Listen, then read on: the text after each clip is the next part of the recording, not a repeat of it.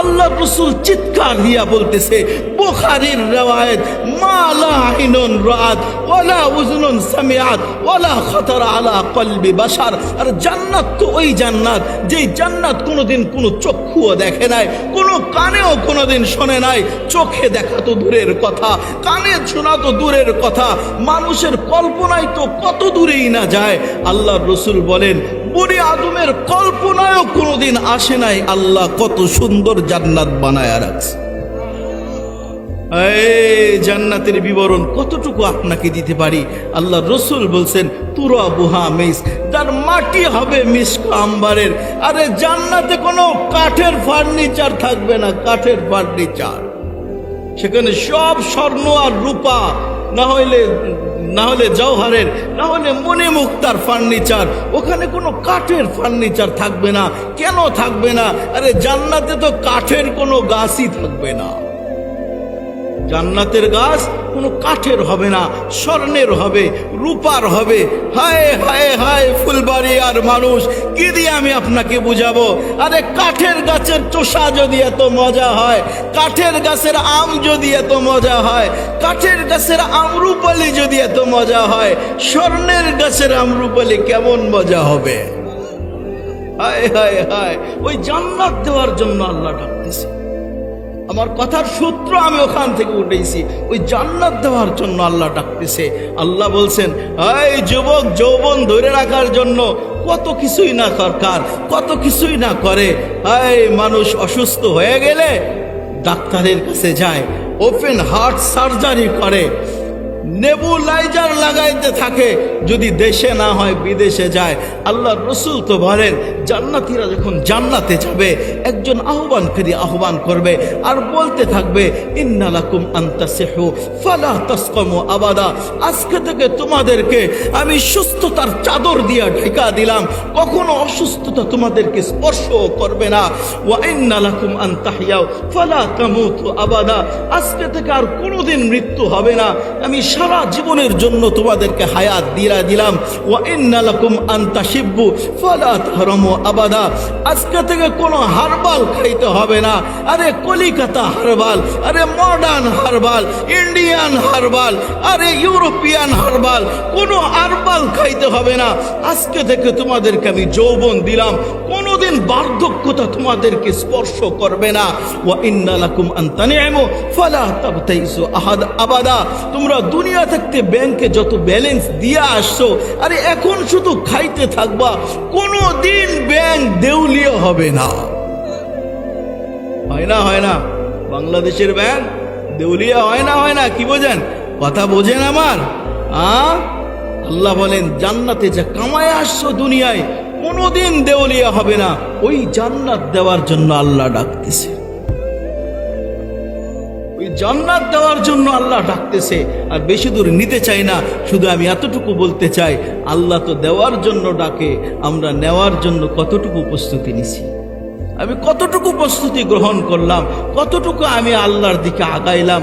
ও মেরে দোস্ত, আল্লাহ আমাকে যতটুকু দিছেন, যেই পরিস্থিতিতে দিছেন, ওইটা আল্লাহ জান্নাত কামানোর জন্য দিছে। আরে যুবককে যৌবনও আল্লাহ জান্নাত কামানোর জন্য দিছেন।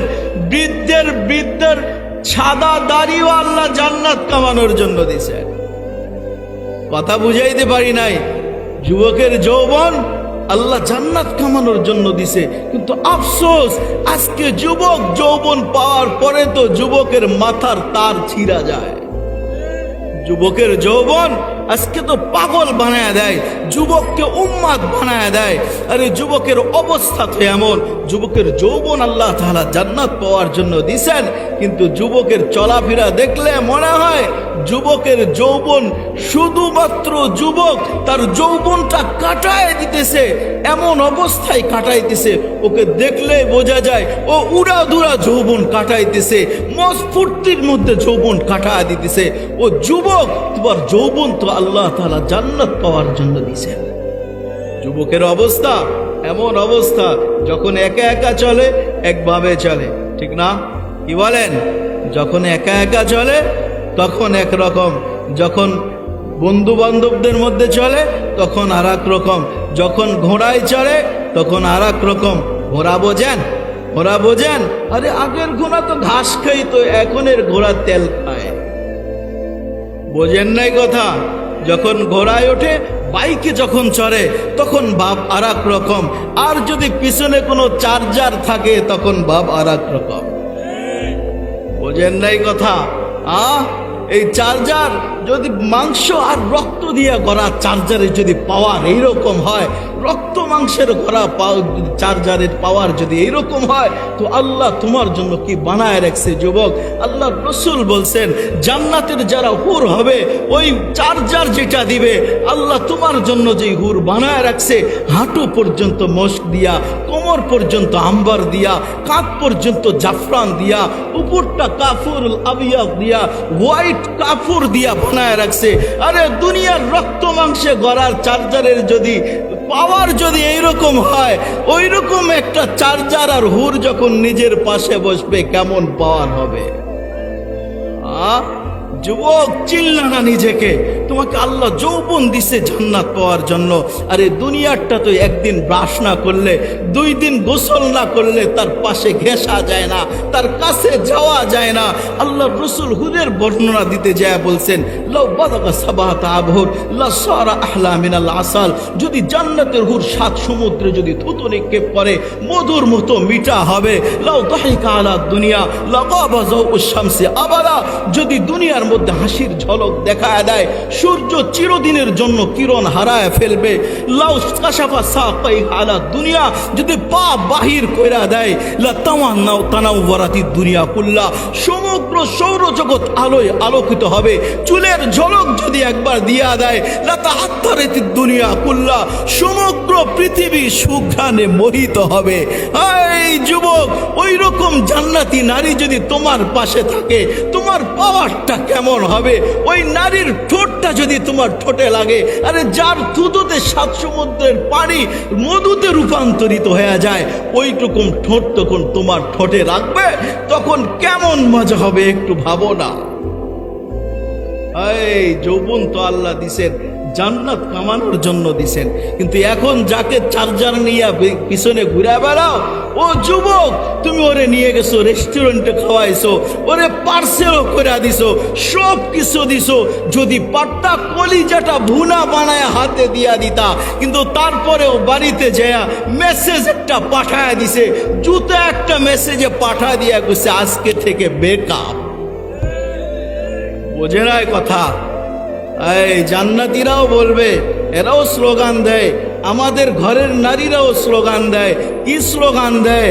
যে ভাঙ্গা ঘরে থাকবো না, স্বামীর কথা মানবো না, আরে ব্রেকআপ করে চলে যায়। কিন্তু জান্নাতি নারী তারা বলবে, নাহনুল খালিদাতু ফালা নাবিদু ওয়া নাহনুন নাইমাতু ফালা নাবাতু ওয়া নাহনুর রাজিয়াতু ফালা নাসখাতু তুবা লিমান কানা লানা ওয়া কুন্না লাহু। সেদিন তারাও স্লোগান দিবে, জান্নাত স্লোগানে মুখরিত করবে। তারা স্লোগানে বলবে, আজকে থেকে রিলেশন হয়েছে, কোনোদিন ব্রেকআপ হবে না। এই মেরে দোস্ত, কি দিয়ে আমি আপনাকে বুঝাবো? যুবক, যৌবন আল্লাহ দিছেন ওই জান্নাত পাওয়ার জন্য, কিন্তু আজকের যুবক, অধিকাংশ যুবক ছেকা খাওয়া। বোঝেন নাই কথা? মাঝে মাঝে আমার মনে হয় যে যদি সামাজিকতা বাধা যদি না দিত, তাহলে যুবকরা আন্দোলন করতো, বাহির হইতো, মিছিল নিয়ে বাহির হইতো। এই কথার মিছিল নিয়ে বাহির হইতো, আমার ভাই ছেকা খাইছে, ওর কথা কোনো মানবো না, আমার ভাই খাইছে ছেকা, ওর মাথা থাকবে না, আমরা তার বিচার চাই। এইরকম স্লোগান দিয়ে বাইর হইতো। বার হইতে পারে না, শুধু সামাজিকতার জন্য পারে না। মাঝে মাঝে মিডিয়ায় আসে, মাঝে মাঝে, এখন মিডিয়ার যুগ, মিডিয়ায় মাঝে মাঝে আসে, কেউ বা একটা নিয়ে ঘোরে, কেউ বা সিঙ্গেল থাকে। সিঙ্গেলরা আবার স্লোগান দিতেছে, আন্দোলন বাহির করছে, আমি পাই না একটা সিম, ও ব্যবহার করে ডুয়েল সিম। এই বৈষম্য আর মানা যাবে না। বোঝে নাই কথা? যুবকরা ঠিকই বুঝছে, আমার মতো বুড়া যারা, তারা হয়তো বোঝে নাই। ঠিক না কথা? বোঝেন? রাত গভীর হয়েছে, এই জন্য বেশি দূরে আপনাদেরকে নেব না, অল্প সময়ের মধ্যে শেষ করে দেবো। যেটা বুঝাইতে চাইতেছি, ও যুবক, তোমার যৌবন আল্লাহ জান্নাত নেওয়ার জন্য দিছে। হেলায় খালায় কাটায় না। যুবকের যৌবন আল্লাহ জান্নাত নেওয়ার জন্য দিছে। যদি তা না হইতো, আল্লাহর রসুল বলছেন কিয়ামতের দিন আল্লাহর আরশের ছায়া ছাড়া কোনো ছায়া থাকবে না। সেই দিন আল্লাহ নিজে বলছেন, আমি ওই যুবকের শাবুন নাশা ফি ইবাদাতিল্লাহ, যেই যুবক নিজের যৌবনকে আল্লাহর রাস্তায় কাটাইছে, ওই যুবকের জন্য আমার আরশের নিচের ছায়া আমি টিকিট কেটে বরাদ্দ করে রাখবো। কিন্তু যুবক নিজেকে বুঝলো না। এই জন্য বলতেছিলাম, যুবকের যৌবনও আল্লাহ জান্নাত পাওয়ার জন্য দিছে, বৃদ্ধের সাদা দাড়িও আল্লাহ জান্নাত পাওয়ার জন্য দিছে। অনেকেই সাদা দাড়ি কালো করে, ঠিক না? মনে হয় যে বৃদ্ধ হয়ে যাওয়ার পরে আবার যুবক হইতে চায়, সাদা দাড়ি কালো করতে চায়। আমি এরকম একটা ঘটনার মুখোমুখি হয়েছিলাম রাজধানী হোটেলে, ঢাকাতে রাজধানী হোটেলে। একদিন আমরা ওলামা একরাম খাইতে বসছি, এমন সময় যে মেসিয়ার আছে একটা বৃদ্ধ মানুষ সাদা দাড়ি দৌড়ে আসছে, এসে বলতেছে অনেক দিন পরে এতগুলা মাওলানা কি এক জায়গায় পাইছি, এতগুলা হুজুর কি এক জায়গায় পাইছি। আমার একটা প্রশ্ন ছিল, আমি প্রশ্ন করতাম। আমি বললাম করেন।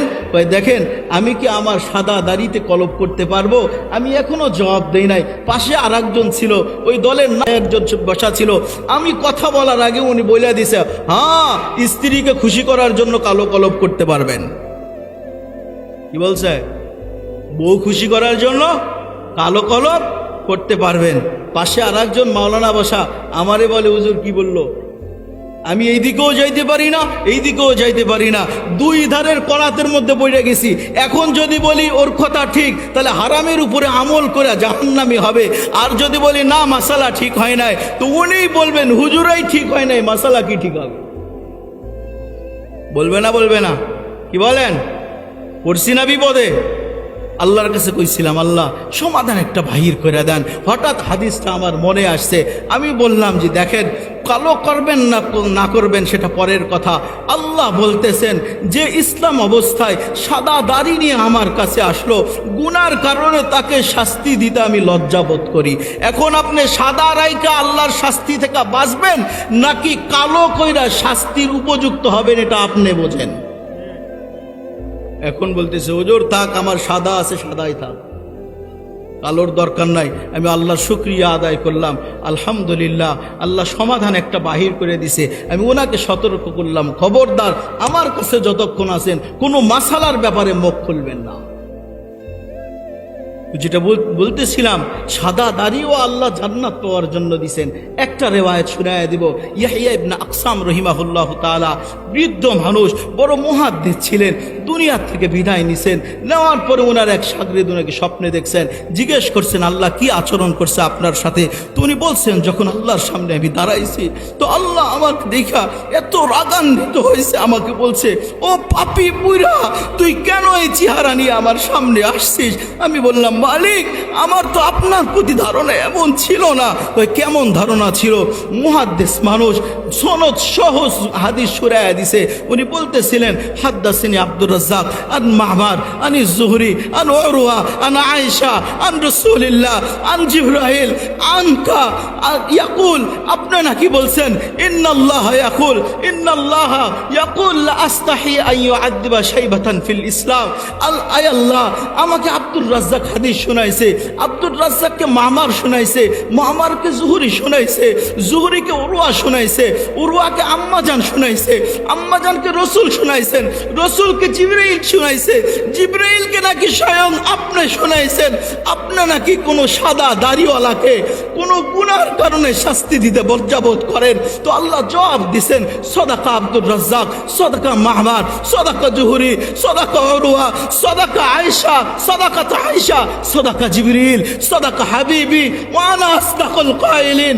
আমার আব্দুর রাজ্জাক সত্য বলছে, মামার সত্য বলছে, উরওয়া সত্য বলছে, আম্মাজান আয়েশা সিদ্দিকা সত্য বলছে, আরে আমার রাসূল সত্য বলছে, জিবরিল সত্য বলছে। আরে আমার মতো সত্যবাদী আর কেউ হইতে পারে না।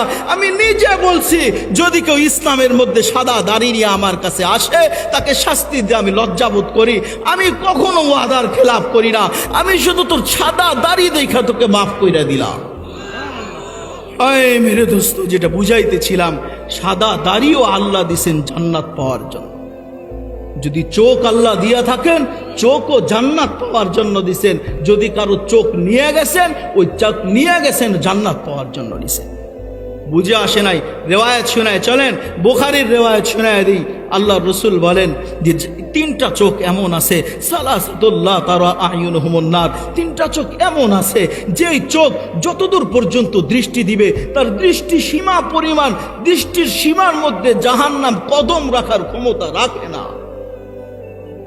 জাহান্নাম আসবে না তার দৃষ্টির সীমার মধ্যে। ওই তিনটা চোখ কোনটা? হারাসাত ফি সাবিলিল্লাহ, বাকাত মিন খুশিয়াতিল্লাহ, গদ্দাত আন মাহারিমিল্লাহ। তিনটা চোখ এমন চোখ যেটা আল্লাহর রাস্তায় সীমান্ত পাহারা দেওয়ার জন্য জাগ্রত ছিল। দ্বিতীয় চোখ যে আল্লাহর ভয়ে ক্রন্দন করছে। ও মেরে দোস্ত, কে আছে আমাদের মাঝে গুনাহ করি না? সবাই গুনাহগার।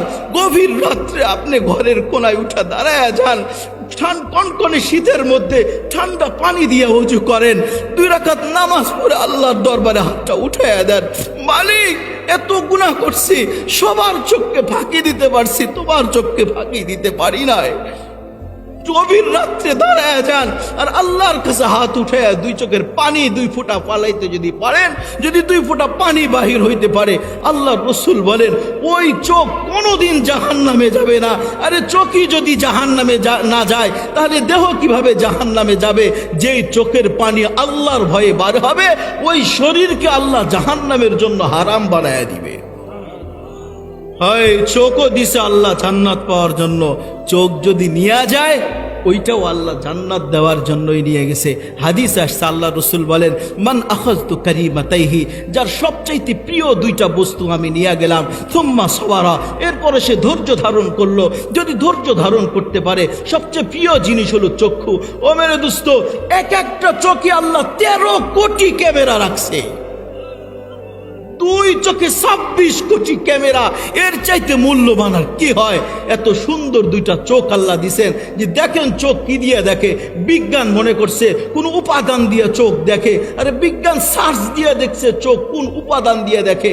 আরে কি তোমরা খুঁজা বাবা, চোখ তো কোন উপাদান দিয়ে দেখে না। আপনি চোখ কাটবেন আর দেখবেন আঠালো পানি ছাড়া আর কিচ্ছু নাই। আরে চোখ তো শুধু কোন উপাদান দিয়ে দেখে না, আরে চোখ তো মাওলার কুদরত দিয়ে দেখে। হায় মেরে দোস্ত, কি দিয়ে আমি আপনাকে বুঝাবো?